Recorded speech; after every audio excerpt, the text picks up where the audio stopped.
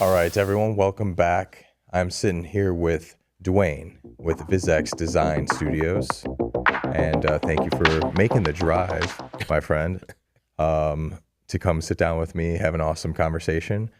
And I want to stay as much as we can into the future of what you're building. I know you've been had an awesome track record, but we're going to try and lean as much as we can from that foundation that you've built. And, you know, we're going to head into the future strong. So we're going to start off with a future headline. It's 2028, and the headline reads, VizX Design Studios launches the first fully AI-designed luxury outdoor living collection. How do we make that happen? We're working on that right now. You missed it. We were just in here laughing that as of right now, VizX has an AI podcast. Beautiful. that we actually upload information. We're in it right now. We're doing that now. Matter of fact, that's who we are. We've created the 5-step design process, and a lot of that is already AI animated. Like you ever heard of LiDAR technology? Yep. So we use LiDAR now to get our measurements. We upload that stuff into our AI. Like I actually wrote different like AI pieces that it analyzes the home. It actually draws out mood boards, information from that. I also evaluate every client, and that evaluation of the client gives us a score of how they're going to move forward or not. Like, and it's really dope. If they score below 60, they're almost like a no-go. If they score above 60, they're a no-go. And then it also gives me notes of what to say to them to actually push them over the table. Wow. So we're 2025. You're ready. So approaching, 2000. We're in 2025, 2028. Then let's think outside the box. Like if that's what we're in now, what are you expecting? 3 years from now? Well, how do you think this is going to go? The build still has to happen. Okay. So what could happen in 2028, and I know it's actually going to happen, is the idea, the plan, and everything will be put together, but the execution will still be handed off to physical, but there would probably be a lot of AI interaction inside that. And then live stuff, like as we're building, somebody's at an office, a human person or an AI is looking at what's going on live and saying, hey, move that block, change that, and it's all happening live. How long have you been doing this? Or has 2025 been the year transition for you, or when did you kind of start dabbling with a lot of this stuff? 2024 was the AI transition. 25 is, I've been in business for 20 years. 25 is the year that I felt like I became a business owner and not the business doer. This is the year. Yeah. Interesting. Yeah. What do you think? I'm sure AI is pretty much the general reason, but is there anything very specific to that? No, I got my butt kicked. Yeah. That's good. That's good. Oh, shit. That's happened a few times with me too. I'll take that. Yeah, I got my nose smashed in, and then I had to wake up and figured I had to read, study, learn, and I start figuring it out. Like I was actually on my way here, and I was telling my wife, I said, I got this. Like it was today. I was like, I got this. For real. Because I want to look at it buying in other companies and buying other businesses. It's like I'm a business owner now. Now I want to own other companies. Yeah. No, that's awesome. Where, besides like just kind of future predictions, is there anything in your guys' industry that you're seeing that, with the future is like, hey, this is, if you're not doing this, or if you're not in this sector, if you're not kind of doing this method, like you're going to be left behind, anything like that? To be real, I think our industry has not woken up yet at all. So the whole goal that I've been at, and I've actually put my life on the line for this, is I'm really trying to wake up the outdoor living to make it something. Like a homeowner will still call a patio guy or a deck guy and have a patio or a deck that has nothing to do with their home. As nice as the decoration is in the studio, I want this to be outside at somebody's house. And it's an arrogant push that I really want to be behind it. And so it's slowly going, but the value of outdoor is still not there. And so that's what I want to push. That's what that's what I'm pushing. That's interesting because I do follow a good amount of business owners in similar spaces, and I would say they're pretty outdated. I would say out of a lot of the industries, they're definitely one that's hasn't made that push. So I think you're spot on. I think there's a lot of room to grow, and I feel like they're just not taking it. I Yeah. feel like anybody that will is going to stride ahead big time. And like in these moments where like new technologies emerge, I feel like all it is opportunity for you to really set yourself, from the rest. Yeah. And if you do It's so, not it's good. rich enough is the best thing I could say is like a lot of it is going on right now, and like a manufacturer will make like a paver or a wall stone and they just use the same paver or wall stone. They're not using other materials. Like even this material here, I have a project that I designed this on the back of the house. Mhm. I mean, something like this. And the homeowner's looking like, what the, you know what I mean? Like Mhm. they talked to other companies, but nobody thought to do that. And I had the lighting on the inside around there. And like, Yeah. and that's what I'm talking about. It's like, let's get in this. Mhm. Let's really start hitting it hard and give it some value. For sure. Do you think comparative to when you how long have you had VizX for? VizX has been in business for 11 years. Got it. And 12 years. in 12 years, let's say, let's say another 12 years goes by and you're still rocking and rolling with this. Do you see having the same mindset and like tactical as far as like creativity, customizability, things like that in the future? And you think that's kind of where I you'll believe really that's see where it's fit? going to have to go. Mhm. It's going to have to get to that level in order to really move forward. I think if a homeowner really wants to gain more value in their homes, it's going to have to move to that level. It's going to have to. I would think that homeowners, being in that industry a lot, just home services, things like that, I've seen a lot from the consumer end. I've seen a lot from, business owner end, being a salesman. Do you think if money wasn't an issue, people would choose your route much more often? Because Yeah. I think I would assume that you're more of the pricier option. Yeah. I could be wrong, but I would assume that there's probably a lot of cookie cutter, like you're saying, like, hey, if you want this in your backyard, it's like, but that's not the best fit. Or you did the same thing in that person's yard and they're two different yards, and like, do you think that, let's just say, yeah, money gets thrown aside, people choose your option. I would assume 10 out of 10 times more options. How can I answer this by Mhm. not sounding complicated? Mhm.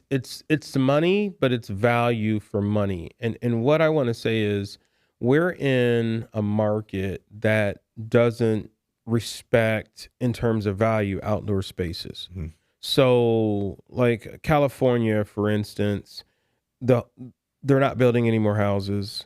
They're stuck. There's not a new house going next door or in LA anywhere.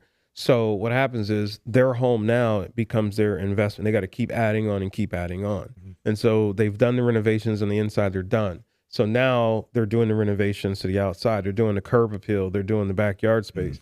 They're doing it. We haven't gotten to that point yet, but that's a point that I see in 2028. We're going to get to that point where we have to start investing on the curb appeal. When somebody pulls up to your house and they look at your driveway, they're going to need to see a very nice driveway, the lighting, the walkway, everything is going to have to match the home. It's slowly getting there. Got But it. once that happens, I think that's when people will say, let's spend the money. It's like a kitchen. Totally. If you get a kitchen, you're going to spend almost $100,000. If you get your basement remodeled or your master bedroom remodeled, it's going to be a lot of money. It's just not that for the outdoors yet. Gotcha. Yet. It's coming. The clarity of it. Let's say you have an endless budget. What's kind of like something you love to design, or like right now, if you had a dream package put together, what are you kind of envisioning? Is it here, in the Chicago burbs, in a different state? What type of community? Just It really. let's picture it. Let's manifest it. I have fallen in love with small spaces. Everybody wants this big backyard, it's huge space. Maybe because my architecture background, I don't need a large space to do anything. I can do it in a smaller space, and I can make a small space look really, really neat and comfortable. Got it. Like vignetted space. I like those better than a bunch of large spaces. So. And it doesn't really matter the money because it's the material. Like, you know what I mean? You're gonna, I call it rich, doesn't mean rich in money, but just rich in the style of material, the taste of it. That's perfect. So then like that outdoor space, small, big, but hypothetically this one's small. What type of features, tech, all that is involved? Oh, everything. Fire features, water features, built-in speakers. I'll have outdoor Wi-Fi systems. I mean, something like this, I'll probably have a water wall. So as you're sitting here, water's coming down the wall and it's not splashing on you. So I'll have to figure out how to put the water on the inside so you get the sound. But I'm going all out on something And like this. do you mainly focus residential? We are a residential based company, Yeah. but because of what we're doing in our style, we're starting to get some traction in commercial. We have not gone after the commercial, but they're calling us up. Like we've done the Marriott Hotel, not Chicago Marriott, but the Courtyard Marriott over in by the casino. Okay. We did Uptown LaGrange. We did that outdoor living space out there. We did Labresis as a condominium complex in Corpus Christi, Texas. So it's just they're starting to see that these outdoor amenities are important to the values of their properties, and they can charge more, basically. How big of a team do you need to be operating this? Or We're running on 3 people right now. got it. Yeah. Now, I could use 2 more. Yeah. But we're running on 3 right now. Love it. Yeah. Love it. We were talking, a ton of AI agents yesterday, and I mean, it's hard to find an industry that can't use them, and it's like, if you could keep a team down to 3, absolute killers. I mean, versus 30 people that, aren't rooting for your vision. I'll choose that option all day, 10 times out of 10. So, any tech that you just can't live without in your business? There's one tech that owns me, and I can't stand that they own me, but it's our project management software. Oh God, I like the company, but I hate paying them every single month. And I try my best to get out of paying it every single month, and I cannot get away from it. I have to pay them, and they know it, and they keep raising the prices on me, and they drive me insane. Like, I want to fight with them. Like, I want to pick an argument with them, but they do it. What their services does, it does, and I hate the fact that they're like, I feel like they're pimping me, man. Yeah.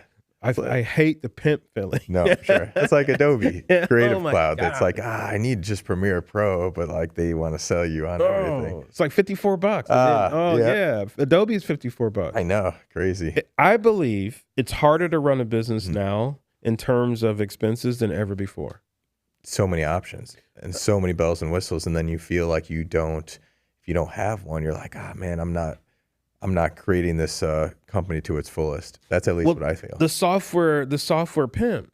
Like, when you could buy QuickBooks once and that was it. Yeah. Now, and it was $99. Now QuickBooks is $200 a month. I'm like, and you have to keep paying. Just one layer. Yeah. Just for one layer of the onion. That's something I've most recently learned a lot too, because just really diving deep and more so just becoming more thorough with companies that I'm building and not just like superficial like before, not to dip too much in the past, but it was just always like the visuals, the superficial stuff, the website, social medias, all that. Now it's like none of that stuff is valuable. I'm like, the only things that are valuable are like the systems ops and like, the stuff that, if I go to sell my company to you, it's like, hey, you could actually take this and run with versus before it was just like, wait, if I give you all this, like I still have to operate all this and it's like, there's nothing valuable here. So now most recently with all those softwares, I've come to realize I'm like, damn, stuff's expensive, and more so not just expensive, it's just like, there's a lot. And like, then most recently I wanted to build a company for free. So I actually tried my best and, how'd you do? I got close. I got like, I would say 80, I would say like 85%, but then there's like those small areas where it's like, I need a paid, option here. And like, that's why they're created, and I think these, obviously these great software companies are dominating and they build great options, so like if you want to build a good company, it's like, you can't really get away from them. It's like you could only operate in Google products for so long, Google Sheets and all that, and they're amazing. I use chat. What I did was after getting punched in the nose last year and the beginning of this year, I ran all my expenses through Chat GPT, and then I said, "What services do you see that I'm paying for that I can get rid of?" It was mind blowing. Like I started going through and canceling this, canceling that, canceling. I started embarking, and then the ones that you were on the fence about, Yeah. you know, like okay, I put a yellow mark Good on them, idea. like I need to keep it, don't keep it, and like I said, that's why I keep beating down that company, like, and it's so bad now. I hit them every single month trying to get some type of discount somewhere. And they actually are doing it. Me being in the military, I had 10% off. Got it. You know what I mean? I'm like, man, I don't know if I want all the services. Can you cut? Well, this is Duane. This is like I know they're tired of dealing with me, and it's just I just Hey. cannot stand paying $1,000 a month for software. Like it drives me insane. Yeah, That's how much it is. yeah, but it runs the sales division. It runs the sales division. It runs the construction management. And then it has a porthole where clients dial in. All the payments are done from that. So like, they own it. You know what I mean? They own me. They own my environment. But I hate that. No, I believe it. I got it down to like 870. We're calling them after this live. Like, hey, oh, another discount, man. please. I mean, anything you could save is like, what I've realized is like, yeah, you know, it may seem minimal, but like that over the year, that over 10 years, you know, your guys' career, it's like 10, 12 years. It's a lot of, you know, Yeah. it's a whole extra employee then eventually you could afford, you know, which is a whole nother life that you could change. Like that's the way I started to look. It's like, if you could save in other areas, it's not just about income and profit to you, but it's like, I could bring a whole nother person onto my team. So I could maybe bring somebody who hates their job and now is in a place where they enjoy. You know, all based off smart decisions. But like, it's a future life too. Is like, okay, so we're talking. This is actually pretty neat that you have this this whole topic. So. Yeah. But as a future life, I think one of the things that we miss is we're not taking care of our life. We're taking care of the business. And so we're like, as long as the business grows, it grows, it grows, it grows. You can brag about owning a business. But if you really think about the future, it's your life. That like the business is just paying you to live a better life. Right. And if you're cutting expenses, you're watching your spending and you're watching things, you now have more money to create your better life. Like I know it's great to hire a new person and live a better life too, but if your life is not a better life, it doesn't matter who you hire or bring in. So it's really about cutting all those expenses and trying to put the max dollar in my pocket. Like that's what I'm at now. Like how much more money can I put in my pocket? Got it. No, hungry right now.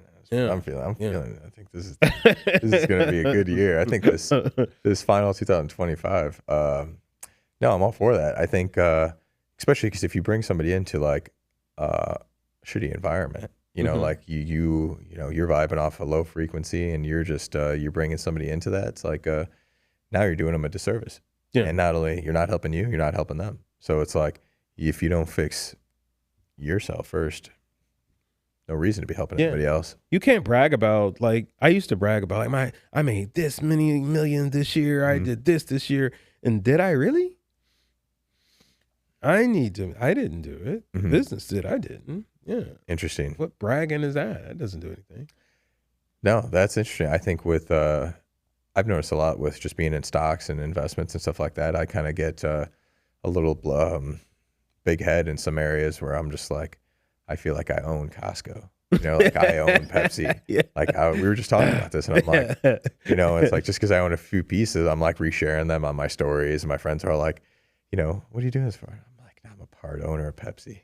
Like, but you are, you are. I know a little bit, you know. It's like, you know, but no, man. I think if you were.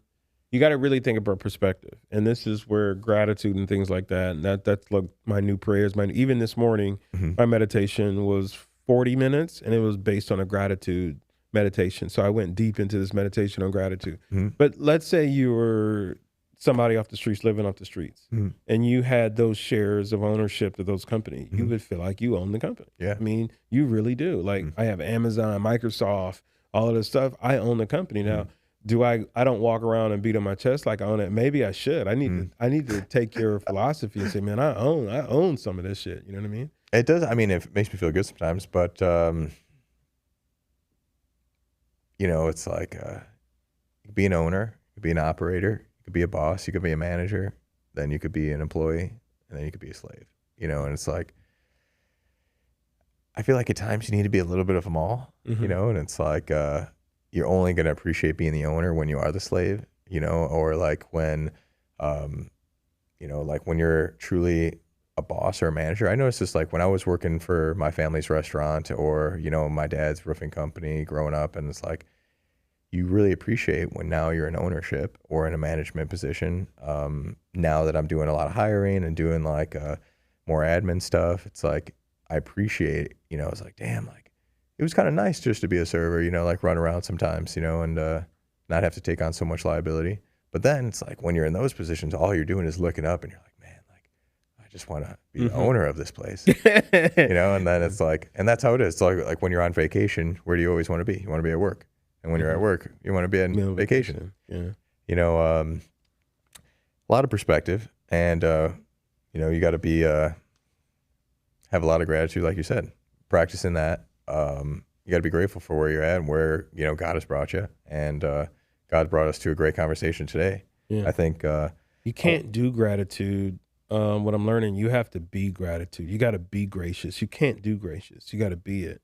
And your life, I'm learning that your life is your practice. So whatever you're practicing every day, conscious or non-conscious, is the way your life is evolving to. Mm. And so I have been practicing heavily gratitude to get into the being of it and not doing of it. And so just the fact that I walked in here, man, with my 2 feet, I mean, you got to thank God for that. I can see, for sure. Dude, I was able to run up the stairs and not be out of breath. I took the stairs, not the elevator. No, and I get eye open to that pretty often too, because I'm like, I had people in my family have gotten sick pretty bad, and it's like, and I look at myself and I'm like, man, you're gifted. I remember some of my toughest times, not to go back in the past, but it was like, I'm like, when I thought, so I'm like, man, I'm in the worst spot of my life, and I get hit with, my grandpa told me, he's like, you're lucky. I'm like, I'm lucky. I'm like, how am I lucky right now? Like, and he's like, you've got everything you need. You're healthy, you're fit, you got money, you got this. You have everything you possibly need. He's like, you're lucky.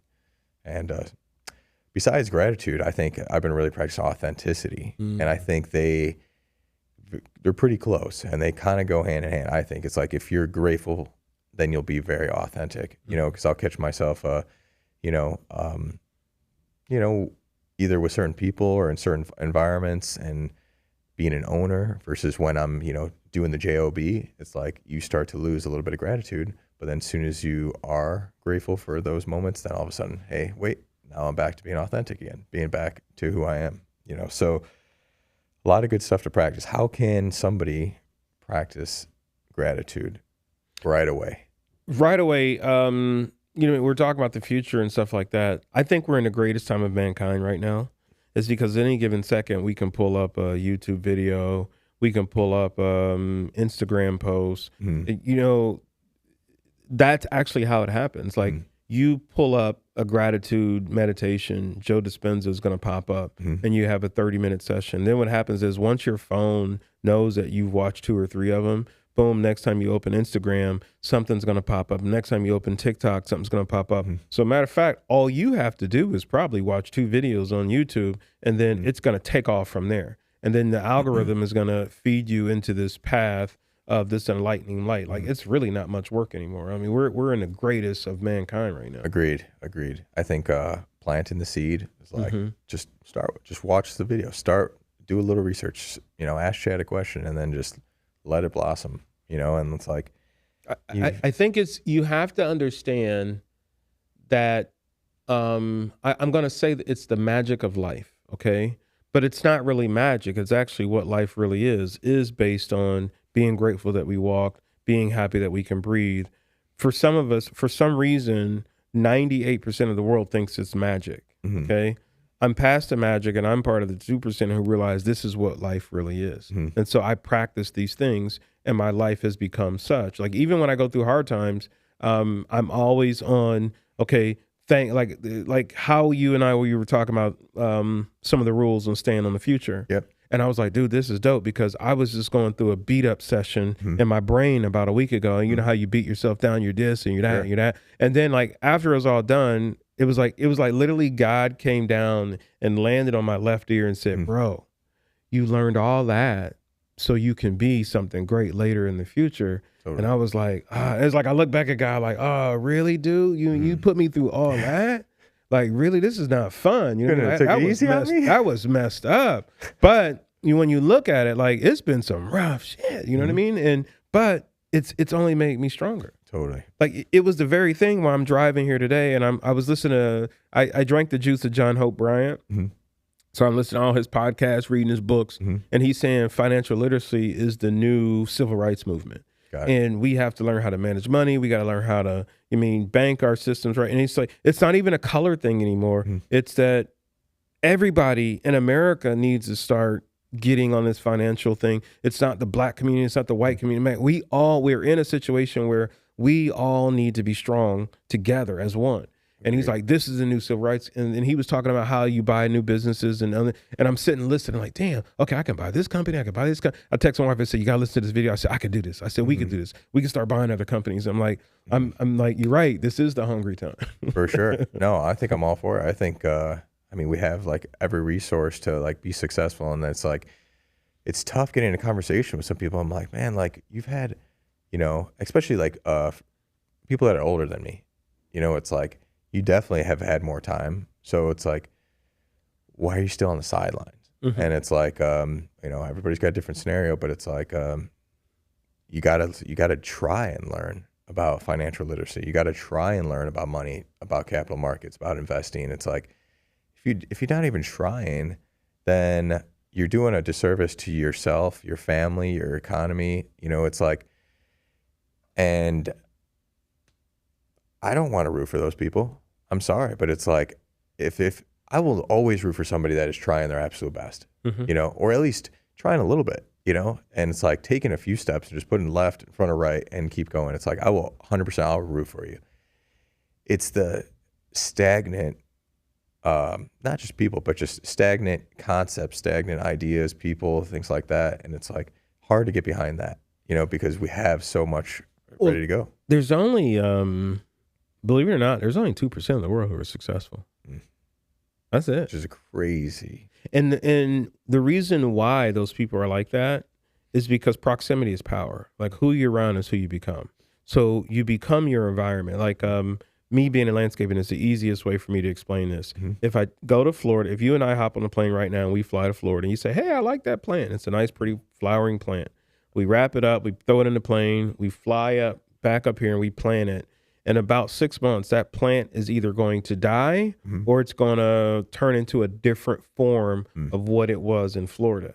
And it's the same with what you're saying. And the reason why it's so bad is because only 2% understand that they could be something better, something great, and 98% does not. So all your surroundings that you're around, everything you hear at the traffic light, at your friend's house, when you're at family reunion, when you're at the bar, it's all ga, ga, ga, ga, ga, ga, ga. And so what happens is once you wake up to this, you almost become weird because you got to live in a level of isolation and you got to protect your mind, your thoughts, and everything with greatness at all times. At all times. Wow. It's tough. Wow. Fucked you up. A little bit. No, seriously. That was, oh man. Flip that. And, because what I've noticed with like you said, you got to be a little weird and like 98. Okay. So how do we get just 1% more? Because obviously we're not turning the 98, and so how do we get it down to 97, 96? And it's like, those are lifetimes. Those are lifetimes because these are mindsets. I mean, those are lifetimes. We're talking another 200 years. Yeah. That, with AI and things like that, it's going to move things faster. We might be able to stay alive for that. But it does not matter how much technology you have. It doesn't matter how much, it doesn't even matter how much money you have. You can even be rich and still have a poor mentality of who you are, you become. The quality of your life is based on what you're thinking about the most. Totally. And then it really is the matrix. Like what happens is, and this has probably happened to you several times in your life, that a 2%er is tugging on your shirt strings and you think they're crazy. And they're like, okay, you could do this, you could go do it. And you're like, man, get away, get away, get away. And then they disappear and then another 2%er grabs you and tugs you. And finally, when you answer that call, you wake up like, oh, wow. Damn. This is it. Like, And it really ain't much. It's just changing your mindset. But you could stay in this because everything around you says stop, no, don't. Everything.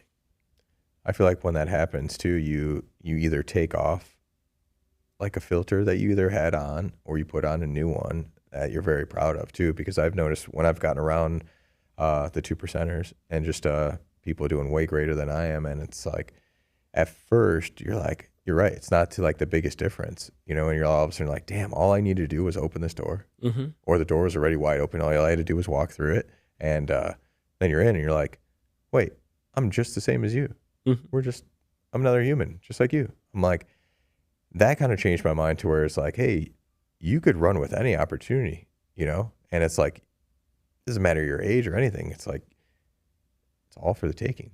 And whoever's willing is like to go out and start grabbing and chasing it. Like, I think once I started getting into those networks, I really started to notice the bad networks of mine. I meant bad family, bad friends, things like that. Space down. And it's like difficult to start, you know, cutting off those strings, ropes, everything, you know. And my phone wallpaper actually gave it to Chad, and I told him to make me a wallpaper that I wanted to look at every day based off how I was currently feeling. And I told him, I was like, you know, I currently feel attached to friends and certain people that are holding me back. And it couldn't have built a better picture. It was of a cheetah that's held back by a few other cheetahs, right? And cheetahs usually hunt alone. They don't growl like lions and tigers and stuff like that. They're very just like, they're ready to hunt. They don't talk much, things like that. And I found that, you know, I'm a little bit like a cheetah. I'm fast. I don't talk to, you know, when I'm in a room with a lot of people, I'm not one to like be talking a ton. I'm not the alpha male type, you know, more of the sigma type. And I was like, man, this is crazy. You just built this picture. And like what I've noticed with my, you know, some of my close friends, I've really been trying to pull them forward, which has been helping. I think they've been starting to adopt a lot of what I've been about over the last few years. But there's a few that I really care about, and also a few family members I really care about that I for sure think are holding me back. But if not me, I don't care. I'm gonna strive forward no matter. But I think they're holding some of their networks, their family, and it's just like, it's hard to stick around that. You're not going to like me for saying this. Not that you're going to hate me. And I just learned this because I went through the same thing. I actually went through what you call survivor's guilt. Okay. So I grew up very modest household. I mean, my mom and dad, I thought my mom and dad were rich growing up, I mean, compared to everybody else, but they were, I mean, credit cards, everything to survive, you know? And so as I get out here in this business world, start making money, then, you know, I mean, I'm starting to see the $1 million marks and stuff like that. I've started feeling bad for making it. Then what I was doing was I was reaching back and grabbing, and that doesn't do anything for you. And what I've recently learned is when you get your foot over that fence, you take off and you run like hell. You don't look back and grab anybody, okay?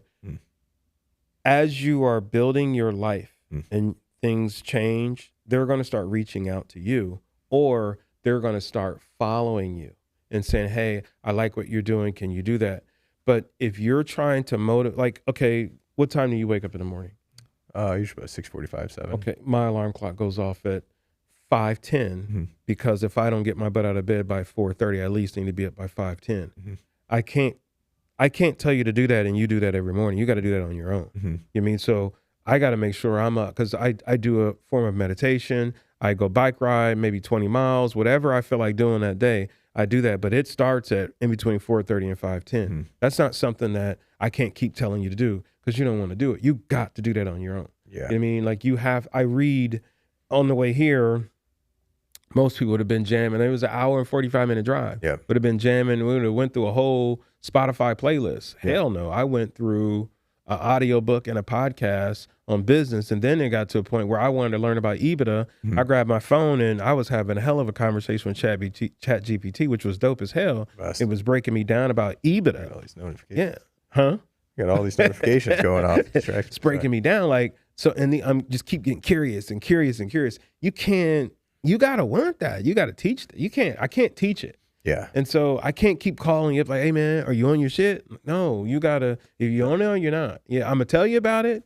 And That's exhausting too to yeah. do that. I've noticed that with friends or employees. It's just like it'll drain you, and then it makes you want to give up on what you're building because you're like, well, maybe I'm not on the right path, or what I think is right is not. You know, I thought that for sure in crypto. I thought that for sure in some of my few startups. It was like, you know, I kind of tested it, built it. I'm like, I'm all for this, and I trust myself. And then I go and like show it to like a friend or a family member, and they're just like critiquing it, you know, and it's like it shuts you down. But all they're trying to do is kind of help, you know, or like give you some feedback. And but then it's like, then who are you asking feedback from too, you know? And it's like I used to always ask it from my mom, you know, and all the time, and it was like my mom was hard. She was always like, you know, getting into like some important stuff, and I'd be like, I wouldn't even have thought about that, so I'd get mad. I'd be like, that's not what I'm showing you, Mom. I'm just showing you the damn landing page, you know, like what do you think? Does it look cool or not? You know, has it got cool transitions? And you know, I would get like put down because I'm like, man, like she would bring up some area, and then now like looking back, and I'm like, man, like she was just pointing out like obvious stuff as a business owner that I just never even thought was important at the time. Sometimes that dumb naiveness is your edge. I mean, I got one. It was probably, it's the simplest one, but probably the worst one. But my dad had this lawn care grass cutting business. And so, man, I never forget this. It's so stupid. And when I look back, like, I can't believe it. But it let me know that I have courage to make a mistake. So this lady calls me up, and it's an older black woman. So she's not nice at all. She's like this teacher attitude. She's sort of mean, but I'm like, I want to take care of her. So she's like, do you do fertilization? I was like, yeah, we do fertilization. So I'm like, yeah. So I go into my dad's garage, and he has like this weed and feed product. And he has this, there's two type of spreaders, which I didn't know. So you have a drop spreader and you have a broadcast. Okay. I grab the drop spreader, the one that just drops down. Okay. And I feed the shit out of this yard. I mean, I go back, I go around, I did like a crisscross in her yard. A week later, we drive up to cut the grass, and she's standing out there waiting for me. And the crisscrosses are in the yard. I destroyed her. Like, it's green as hell. And she's basically, I'm getting fired now. She's like, obviously, you know what you're doing. You're not cutting my grass anymore. You're not fertilizing. Like, you're done. I'm like, damn, you know what I mean? But at that moment, I was like, okay, I learned something new. Like, use the broadcaster next time. But I'd never done it before in my life, and I took a chance. But there's licenses and stuff like that for that, which I didn't have. Yeah. I was just trying to make a couple dollars, you know? For sure. No, I was saying, no, whatever you got to do to get rolling. I mean, like, if you ain't, you just got to go. Gotta go. and Jump off it the out. cliff and go. Go. Yeah. Go. It don't matter if you don't have a dollar. Just go. Go. That's like, you know, from kind of startup, entrepreneurship, all that. It's like, yeah, you just gotta keep figuring it out. And it's like you're gonna get hit with so much stuff, and like on a daily basis, weekly, monthly, and it's like new trends are gonna come out, and it's just like you're gonna get here, like, damn it, like I just built all this, and now something new just came out. And it's like that was all. It's nonstop. Like it will never stop. It's not going to stop. It's not going to stop punching. Like I guess let's talk about the future. Yep. I think where it does stop is where you start becoming more of the owner, and you start hiring more bosses. Like I hear the word boss, and I sort of shiver because I don't think I want to be a boss anymore. I just, let me hire some bosses and boss this shit, and I'll be the owner. You know what I mean? 100%. Like, you handle this business, and just fill me in on where we need to be, and I'll help, you mean, guide you through. But I don't know if I want to be I'm not really a good boss. I'm too nice. I don't want to be a boss. Like, I'm so happy. I like hanging out with people. I ended up hanging out with my employees, and we're losing money like crazy. I don't want to do that. For sure. No, and some people are really good at being bosses. Let them be them. Yeah, it's not me. Some people, it's like, I think, you know, manager, boss, I feel like very similar, you know, terminology. And like in a lot of small businesses, restaurants, bars, things like that, you'll find owners that are taking that manager role, that boss role. And it's like, what did you do this for? You did this for freedom. You did this for financial gain. You did this for, but it's like, but now you're just back into it. Like it's a salary job. You could go, you know, you could go just be a line cook. You make the same amount, you know, with less stress. You don't have to do with your scheduling appointments, setting up banquets, like all this. It's like, I'm dealing with a company right now, and I teamed up to be like their dealer, and man, I mean, I marketed the hell out of the product. They made a lot of mistakes on shipping. We had one major mistake last year, and the owner came at me harsh, cold, rude.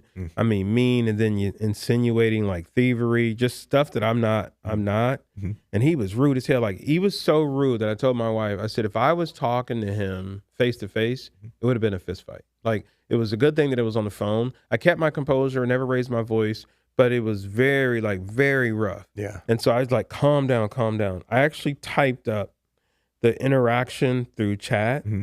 And chat basically told me, calm down, Mm-hmm. said the new owner who bought the company sounds like a venture capitalist. They don't care anything about this. All they worry about the money. Here's how you respond. Here's how you interact. And I was like, ugh, like that's how you operate. Like, you know what I mean? Like, I was like, that's why I'm ready for business now, because I'm understanding, get this emotion out of it and just operate and push forward. Yeah. You know what I mean? He pissed me off and I was like, ugh. Emotion But is I hard. learned how, even my reply email was hardcore. I never would have wrote an email like that. It was hardcore. It was right. It was directly straight to the point. Hey, I'm not tolerating your game. We don't have to do business together. I'll find somebody else and go to hell. I'm actually thinking, as on the way up here, I'm actually thinking about what raw materials they're buying. And I'm going to figure out how to get in the middle of that food chain and slow them down.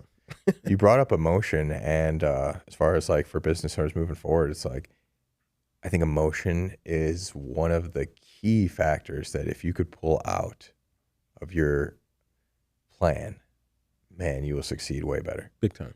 I've noticed emotion, obviously, with stocks and crypto, being an investor, owner, just asset owner. It's like emotion will steer you in the wrong directions. Well, I think you needed to get you started. Yeah. You have to have this raw emotion to get it off the ground. But once you get off the ground, and here's the thing is, you don't know when that time is.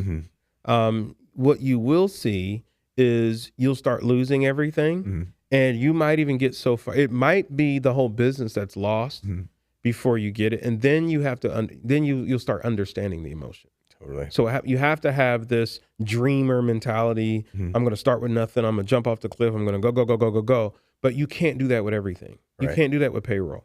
You can't have, payroll and staff and not know how you're going to pay payroll 2 months from now and be on this dreamer stuff. It doesn't work that way. Yeah. I mean, I've experienced that, and it doesn't work that way. So at some point, the dreamer has to go away, but you need that raw dreamer emotion to get started. You got to seem crazy. Yeah. No, you got to be undeniably crazy, and then eventually one day you'll end up being a genius. And it's like, but the only way I think you get from those 2 points is you got to drop that, like emotion, like you said, starts. But then as soon as you remove that, because like it's, for example, in stock trading, as the stock's starting to slowly go down, for example, United Health, great, one to think at right now, it's like down 50% on the year, something crazy. And emotionally, you're like, what if your family member worked there? Let's just say, or you worked there or something like that. You're probably emotionally tied, and you're like, like, oh, it's a good company. I want to keep fighting for it, or vice versa.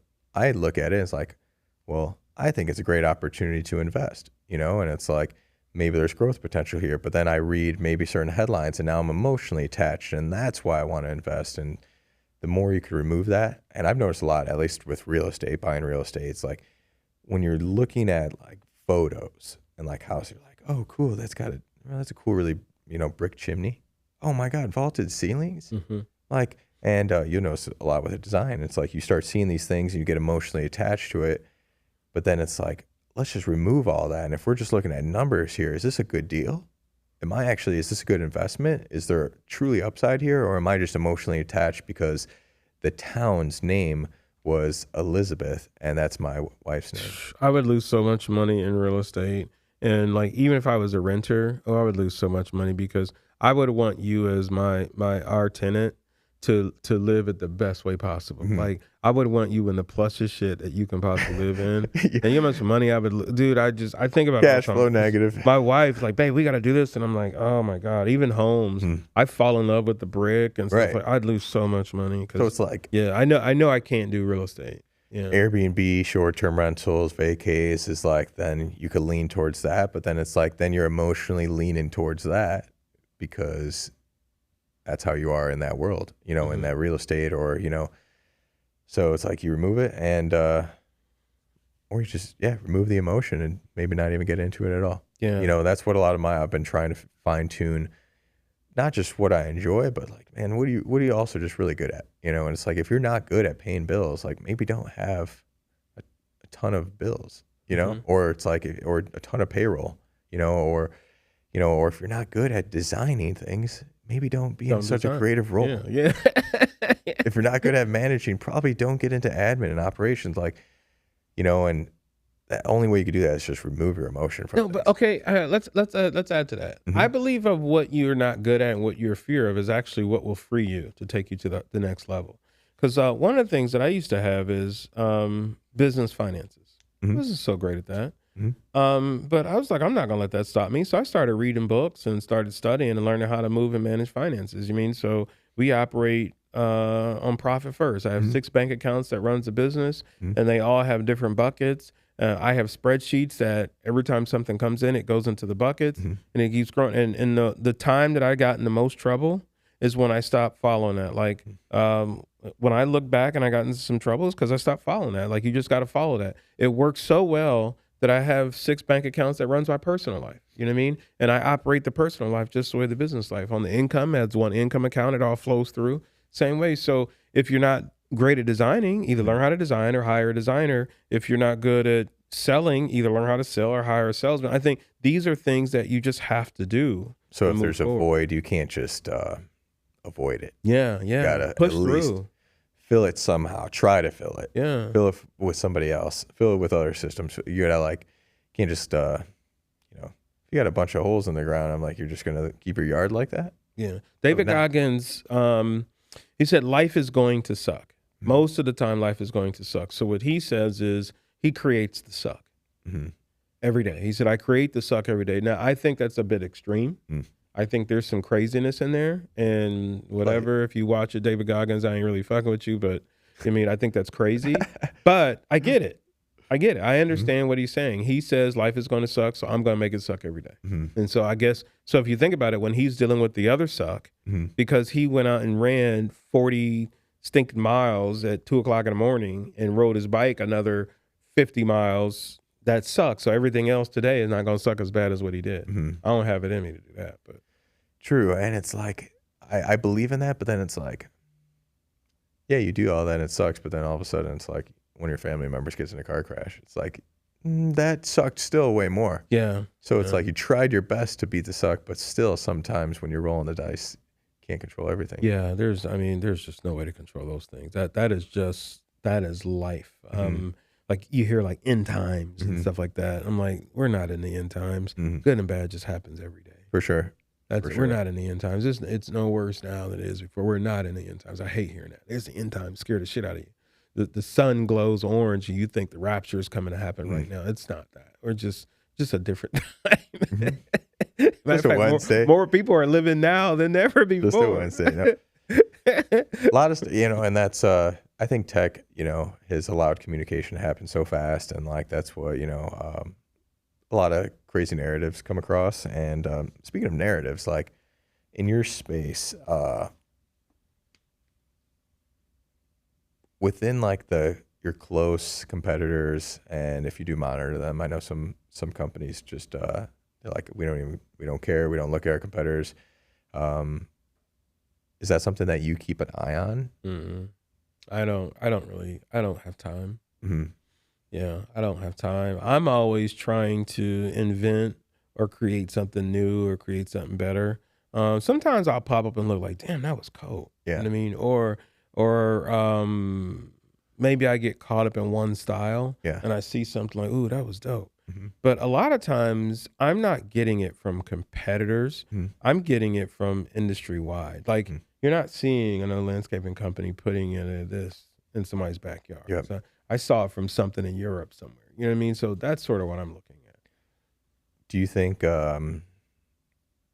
bringing up Europe and stuff like travel, like how much do you think, between like America homes and then like, what I've noticed, at least here in Chicago, I think there's a huge opportunity with like in Florida, in Miami, for example, or Dubai and these places, a lot of travel destinations, they have really cool like incentivized things in like homes, properties, like, do you think they wouldn't fit in a Chicago market, or do you think it's just people don't have or haven't been as creative? You know? I think it's exactly what it is. It's been as creative. I think it's just it's mindset anyway. Yeah. Like I ran it through chat. Like since we're talking about future, I ran it through chat, and believe it or not, in the Midwest we have more comfortable weather to be outside, and we're gaining hours every single year Mm-hmm. compared to Texas, Florida, and all those other places. Even though they're in warm climates, but for a long time throughout the season, they're in unbearable heat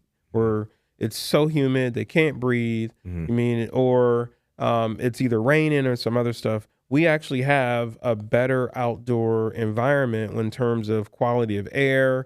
I mean, we have fresh water. It's so much better here, but it's the mindset where everybody's locking themselves inside the house. That's interesting. I started when I was getting into rentals and I was studying short-term rentals. I got in contact with a few interior designers that were in Miami doing some really interesting like concepts. It's basically just it wasn't just like a couch. It was like they would choose a very unique couch, and it was like it wasn't just a dartboard. It was like the dartboard that also matched this, and then it was like really trying to create the experience of things. And like I think that transitions a little bit into what your business and consulting for you know, backyards, landscaping, and now really taking a push towards, you know, curb appeal. And I just think there's really good ideas to take from travel destinations that haven't made it to Chicago. And I brought up me and one of my friends, Griffin, we're talking about just like summer activities and by the beach. And I'm like, I feel like in Miami, they've got, you know, like the little fake Bugatti boat that you could go and drive as a little jet ski. You've got all these. And I'm like, I feel like those things haven't made their way over here to Chicago as much. And it's like, I think it's just maybe the entrepreneurs over here are just more fixated on like left brain thinking, more logical than the creativity is. We're like, a worker bee you know, climate. True. The Midwest we're proud to say how hard we work, but we're just such a worker bee climate. True. We're not. For the first time in my life, I've heard my wife say. My wife is but she's a coach. She's a women's coach, but she helps inspire them move forward in life. And she's very mentally strong. And I've done a lot. And I've heard people say we are stuck in doing and not being. And I would hear that all the time. We're people doing and not people being. People doing. And it was actually at a friend's house this weekend. We're sitting on his back deck, and he is highly successful at what he does. And he was just talking about all the stuff that he's constantly doing every single day to gain this success. And he's already successful. And he's trying everything to be successful. And then he said he really enjoys skiing. He loves skiing. And I'm like, well, how many times you been skiing? Man, it's like 4 times in the past 10 years. And I'm like, you really enjoy skiing. You're doing all this other stuff and you're not skiing. And it was at that moment, literally at that moment, where everything she has been saying that we're doing and not being, I really got it was an aha moment. It like I couldn't even sleep that night because what we're doing, we're just doing. Yeah. We're just doing and doing and doing and doing, and we're not living. Yeah. Like for sure. Like I'm working. I'm working. Like I love flying in the airplane. I'm a pilot, and so I love flying the plane. But I'm working to get enough money to fly in the plane. And I have 2 planes that I can fly. I have one, which is the Cirrus SR-20. It's a highly expensive plane. And it's like owning it. Literally, if you bought one, it would be like owning a Bentley. I mean, it's like $700,000 to buy this. And then I have the Remos, which is the Light Sport. It's a plane that I learned on. You could buy one for like $50,000, and it's a lot cheaper. But instead of just flying the Remos, I'm working to get enough money to fly the Cirrus, and I only fly it every once in a while because that's the only money I have, where I could be flying the Remos 3-4 times a week. Got it. And it's like, what am I doing? I need to just be being. You know what I mean? So now I put my flight bag in my car every day because if I have a good day, I'll just schedule the Remos, hop in and boom, and go do an hour, go fly around Chicagoland and come back, you know? Because I'm being now. For sure. Man, 2028. I feel like you're gonna be flying a bit more. Oh man, no, being you gotta be it. You gotta learn to be it. And if you're not it, you gotta practice being it. Yeah. you got to fake it. You got to practice. And I've really tried to implement that a lot lately. Is like, hey man, if you got big aspirations and you got good goals, you got good plans intact. It's like, now just go be that thing. Go be that person. Like, I want to be a trillionaire. And it's like, well, what would a trillionaire do on a daily basis? And it's like, or it's like, if that's a pretty large goal for some people, what about a billionaire? What does a billionaire do on a daily basis? Like, he's probably on his yacht, maybe goes to some board meetings, things like that. Or not. Maybe he's freaking grinding all day long. That was the biggest mistake that I made. I thought that when you get rich, I thought you get to chill. I was so pissed when I realized that when you start making some money, you are working are working 24/7. You can get some money in your bank account. You are not chilling. So if you think about it, if you're a billionaire, let's put this down. You need to have a meeting basically almost every 30 minutes. Your calendar needs to have some type of meeting every 30 minutes, and you have to have somebody scheduling you to get to from one meeting from the next. And then you got to have movement. You can't drive. You got to have somebody driving you. You got to have somebody open the door. You got to have somebody clearing your path to get to the next meeting because you don't have time to waste. That's a billionaire's life. Yeah. So if you want to become a billionaire, that's how you got to move. That's how you got to fit. No, for sure. And that's exactly the way I started thinking. I'm like, man, my life is nothing like that. And I was like, okay, well, what's the next level? I'm like, millionaire. What does a millionaire do? And I'm like, still not even it. Even though I was like, I'm at that status, it's like, you're still not living it, man. You're not being it. I'm like, you're still living like a freaking average, how you were raised or how you grew up, who the people you're around. It's like, start changing, man. It's so deep. You gotta, what I told my brother one day is when I went through this, I was telling the guys, I went to this Tony Robbins event back in 2019, and I had one hell of an awakening. I literally went from broke to just making millions. It was crazy. And what I say is, if you really want to, you got to grab a dragon by its tail, and you got to hold on for dear life. And I mean, you can visualize that. That motherfucker's going to be flying around, going through the clouds. It's going to be spitting fire on people. Like, you're going to end up on the top of a mountain 1 second, through the clouds the next second, dipping in water, and you're just holding on like, God, where's this thing going? Like, you might even fall off, and you might have to reach down and catch you, and it's going to be scary as hell. But if you really want to get to that next level, it got to get sloppy. Like, it got to get so messy. Like, when I got back from the Tony Robbins, I made so much money that I went broke again. Wow. Because I had no clue how to manage. I knew how to manage this, and then when I made this, it went belly up because I didn't know what to do. So now I had to re-educate, redo to now make it back again. You know what I mean? It was crazy. You got to hold a dragon by its tail. I love that one. I've always thought about like slaying the dragon, but I've never thought about just don't like kill with it. Yeah. Why kill it? Right there, bro, hit it. That's hilarious. No, that's such good. That's good stuff. Oh man. Well, Duane, man, I think you brought some really good insight, and this was a great conversation. I would absolutely love to have another one with you a few months from now. I'm game.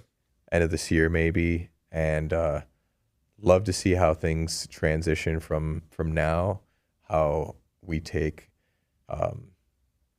our technology and our businesses to the next level, and then I think just checking in, man. And I think I think you're a very cool guy to communicate with. We talked years ago when I was doing videography and stuff like that, and right away you were just like open arms to like let's find a concept that works. Let's see if we can make something happen. And then right away with this, it's like reached out, all for it, and it's just like no hesitation. You drove an hour and 45 minutes to sit down and have a conversation with me, and I just want to let you know I really appreciate it. You're welcome. And I'd love to do it again. I'll let you know before we go. I am so mad I didn't do that video stuff with you. I did when you first started reaching out. I thought you were crazy. I didn't understand what it was, and I'm like, you want me to pay $3,000 to follow me around and do some video? And I'm like, that sounds crazy as hell. And then when I look back and I see like the Gary V's and all that, I'm like, how stupid could I have been? Like, I should have done it. Like, we but you were taking a risk on we would have blew up. Yeah, we would have blew up, dude. It would have worked. It would have worked. We would have blew up. No, it's all right. This one was blow up. This will be better. And now we're a little bit more primed and ready to go. But No, I mean that opportunity was out of the blue, and it was like anything could have happened from it, but it also could have been complete failure. You never know. I could have absolutely, I think personally at that time I wasn't prepared enough for the people I was reaching out to. Yeah. And I was shooting big, and because I knew like what I wanted, but I don't think truly I had But you enough did it. underneath me. You went out there and did it. You made the phone calls. You followed up. Like you came up with numbers. If this number didn't work, it was like, okay, Wayne, I'll do it for this. And even when I look back, I'm like, why didn't I do this? Because there's a guy in our, and I know we got to stop. There's a guy in our industry. He's killing it, and because he has somebody following him around in video, doing stuff like that. Yeah, it's powerful. That's the reason why I'm doing this and making this a big thing. Is because one, I learned so much just in this hour with you. So that's one thing, and two, it's just this is on there forever. My kids that are not born. Yeah. What do you think about that, eh? Come on. It's like, year 2000, that'd be crazy. Hopefully 2020, I'm busy. Maybe 2048, 2049. This is one of my exciting years. I can't wait for it. But either way, super appreciate it, brother. And I can't wait to have you on the next time. All right, man. Thank you for making that trip. And if you guys like the video, love this conversation, and want to see more of Fidan Files, you could go to fidanfiles.com. And for every like on this video, we're going to donate $1 to the Fidan Foundation. So please share this out as many as you possibly can. Comment on what maybe some of your favorite points that were on this video. Any certain guests that we'd love in the Chicagoland area that we could have on, I would love to talk with them. And if you haven't yet to the channel, please subscribe. We'll post a lot of stuff like this and some really interesting stuff. So once again, Duane, thanks for being here, brother. And we'll catch you guys all in the next one. Peace. That's dope. All right. Yeah. So next time we'll